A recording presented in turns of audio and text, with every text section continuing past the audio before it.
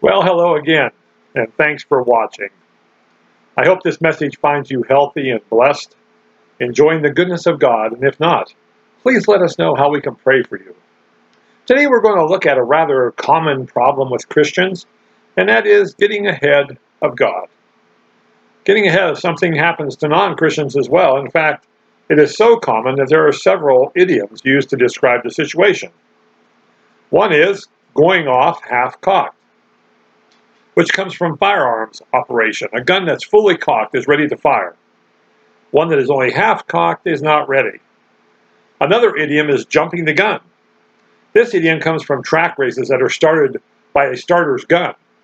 The racers are not supposed to start running until the gun fires, and a racer who jumps the gun gets an unfair advantage and will be disqualified. I think we can look at the life of Moses to see what happens when a child of God gets ahead of God.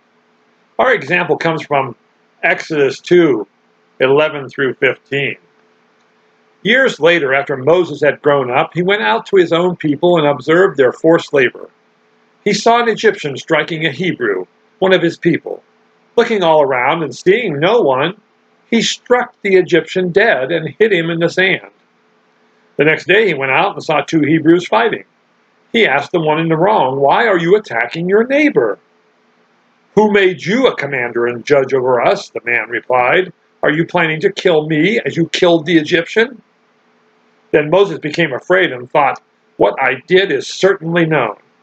When Pharaoh heard about this, he tried to kill Moses, but Moses fled from Pharaoh. So here we have Moses, the greatest of the Old Testament prophets, trying to free his people in his own strength and before God's time. Look how Luke relates this incident in Acts 7:23-25. When he, that is Moses, was 40 years old, he decided to visit his own people, the Israelites. When he saw one of them being mistreated, he came to his rescue and avenged the oppressed man by striking down the Egyptian. He assumed his people would understand that God would give them deliverance through him, but they did not understand. Moses knew that God was going to use him to free his people, but he got ahead of God. He jumped the gun, and with disastrous results. His own people turned against him, saying, basically, "Who died and left you in charge?" Then Moses fled and spent 40 years in the desert. The same thing can happen to us. So how do we avoid getting ahead of God? What can we do, especially if we are impulsive like Peter was? Well, what's the root cause of acting on our own instead of waiting on God's timing? Sometimes it's impatience. Impatience caused by our human minds thinking thoughts like, "I've waited long enough, it's time to do something." Or it may be because we believe that the time is right, again in our own human thinking. But both of these are symptoms of the real cause. Thinking our human wisdom exceeds God's wisdom is the real cause. Let's look at 1 Corinthians 2:6-15. "We do, however, speak a wisdom among the mature, but not a wisdom of this age, or of the rulers of this age, who are coming to nothing. On the contrary, we speak God's hidden wisdom in a mystery, a wisdom God predestined before the ages for our glory.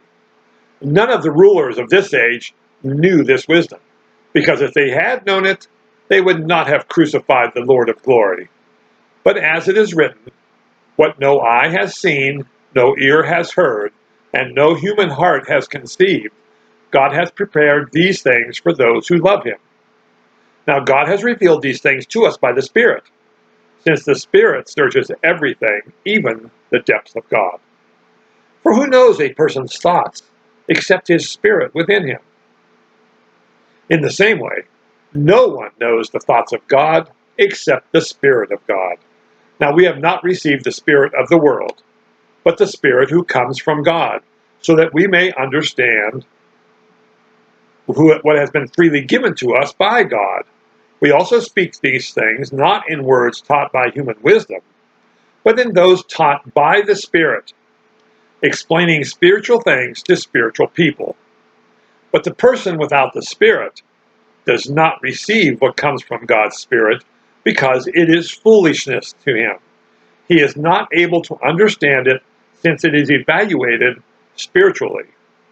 The spiritual person, however, can evaluate everything, and yet he himself cannot be evaluated by anyone. Here is Paul telling the Corinthians about the wisdom he is passing on to them. A wisdom not of this age, but God's hidden wisdom. Then he tells us how to apprehend or understand this wisdom by the Spirit of God. Since we have received the Spirit of God, we can understand the wisdom of God. That is, unless we choose our human wisdom over that of God's. And that's how we get ahead of God. So the more in touch we are with God, the closer we are to God. The more we pray and seek His wisdom and guidance, the more we read and study His Word, the less likely we are to get ahead of God and make a total mess out of things. But don't worry. Even Moses, who killed a man in his haste to do what God had called him to do, was still used by God to complete God's original plan. And God can do the same with you and I. Even if we mess up and get ahead of what God has planned for us, all things work together for the good of those who love God, who are called according to His purpose, Romans 8:28 says. And as Moses had to spend 40 years in the wilderness first, we may have to suffer with the consequences of our actions. But God will still see us through and see His plan put into place. So stay in the Spirit and squash your human wisdom when it conflicts with God's wisdom. Have a rewarding day in the Lord, and may God richly bless you. Thank you. Bye-bye.